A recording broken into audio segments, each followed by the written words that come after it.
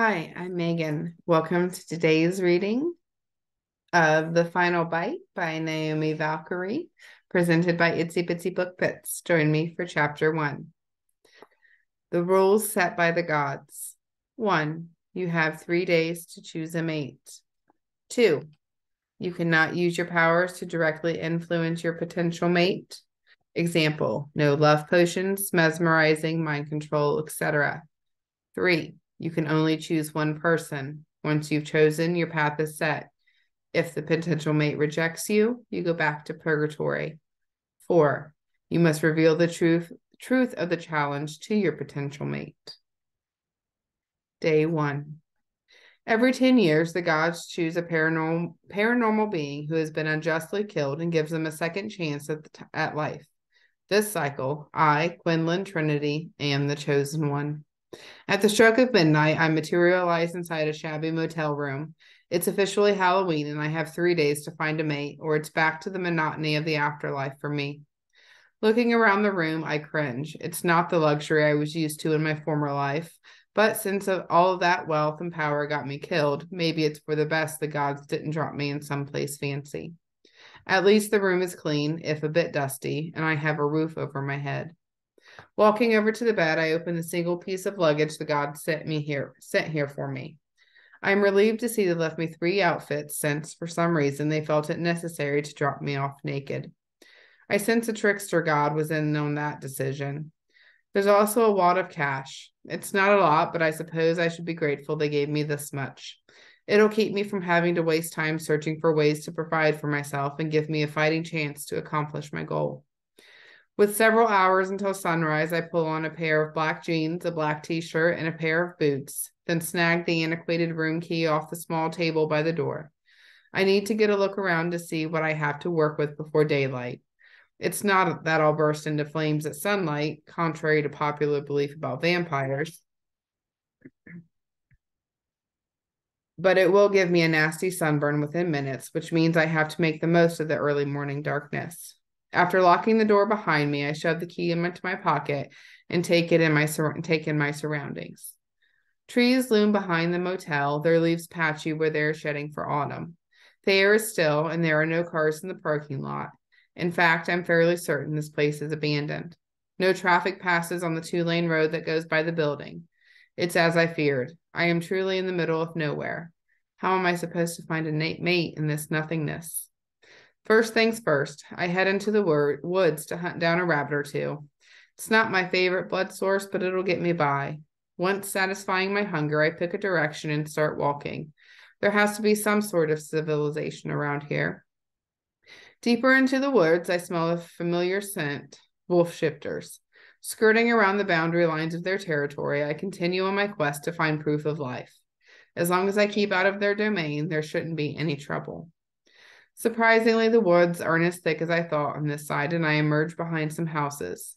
Keeping to the shadows, I explore the neighborhood and the small town square that's deserted at this hour. I can smell the wolves here too, but the town in itself doesn't fall within their boundary lines, which means humans make up most of its residents. The more I see of the place, the more disappointment sets in. I may have been dead for a couple 100 years, but a small town is a small town. There aren't many mate options when the town folk know each other and are suspicious of outsiders. It won't be easy to blend in. Remember what I said about the gods giving me a fighting chance? I take it back. This must be some new method of torture cooked up to break up the monotony of their immortality. Let's dangle a second chance in front of Quinnlan and then make it near impossible for him to obtain it. Wasn't being murdered by my sister torture enough? Greedy bitch. Bah, there's no use of having a pity party. It won't change the situation. I'm just going to have to play the hand the gods dealt me. Pulling myself together, I head back to the motel to strategize. There must be some way to find a mate here. I have to believe that, or I'll end up wasting this opportunity drowning in bitterness and sorrow. I spend the day sleeping and scheming. As night falls, I make my way back through the woods, giving the wolf boundary a wide berth. Finding a tree that still has a decent amount of foliage left near the main streets that run through town, I leap onto one of its branches to observe the Halloween festivities. As I suspected, the town is mostly made up of families taking their kids around to get candy. The rest of it is all elderly people yelling from their front porch for the kids to get off their damn lawn. And of course, there are the few requisite townfolk that are spending their evening drowning their sorrows in the tiny building that passes for a bar. Leaning forward, resting my elbows on my knees. I let out a sigh, mostly to be dramatic since I don't actually need to breathe.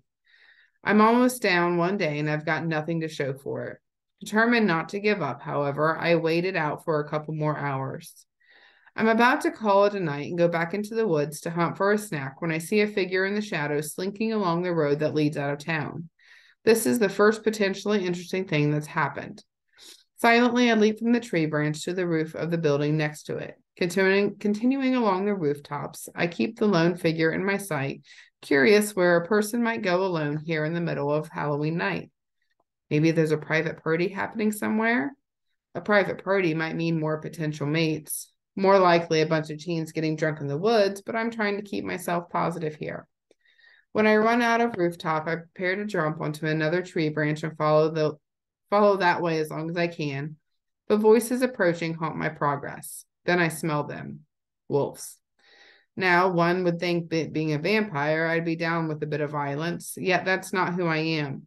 I prefer to be a lover, not a fighter. Still, I will take care of business if it arises, and those 3 wolves have the air of business about them. Keeping upwind so they don't catch my scent, I wait for them to pass, watching as they trail the person I'd been following. I'll have to be more cautious now that I'm stalking wolves. Their ears will pick up more subtle sounds than a human, and any shift in the wind could alert them to my presence. Frustrated, I let them get a head start, losing sight of the person I was originally tracking. I'm going to have to let the wolves' scent be my guide, since theirs will be the stronger one. When I'm comfortable with the distance between us, I leap from one tree limb to the next until I run out of trees, then proceed on foot, following the scent trail they left behind. Even though I've been getting to the town through the woods, it doesn't take long for me to realize that this is the road that will eventually circle around to the abandoned motel. The scent trail leads me straight to wolf territory, and I pause at the boundary line. Am I willing to cross over without announcing myself to the alpha? On the other hand, am I willing to leave an innocent person and potential mate to whatever fate those wolves seem to promise? Also, am I being a nosy fuck who's sticking his nose where it doesn't likely belong? Maybe, but desperate times and all that jazz. Stepping over that boundary line, I trace the scent to what used to be a driveway, but nature has taken it back. The path is longer than I expected, but when I get to the end, I'm greeted by a dilapidated 3-story house. The quintessential haunted house if I ever saw one. Certainly no good can come from this excursion of curiosity. Help him, a figure shouts, then disappears. I'll never admit it if asked, but I jumped at least a foot. Hell, my long dead heart may have even gotten a jump start. Vampire or not, in all my years on this earth, I've never seen a ghost, so I'll thank you to give me a little grace here. Keeping my footsteps light, I ascend the 3 steps that lead to the sagging porch. Stopping in front of the door, I listen for signs of someone in distress. Only hearing the wind and an owl's call, I turn the doorknob to see if it's unlocked. Unsurprisingly, given the state of the house, the doorknob squeaks and the door creaks as it swings open. What was that? A muffled voice asks. Just this old dump settling, another answers. From the sounds of things, this place has a basement where the current shenanigans are going down, whatever they might be. This seems like a good time to smoke. No, not the cigar kind. I mean turn to smoke.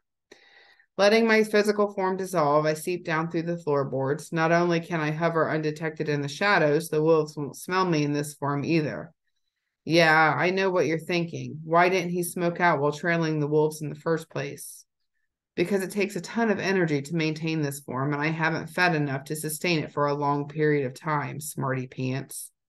Seriously, though, I love you. Thanks for sticking with me through this story. Big hugs. You're amazing.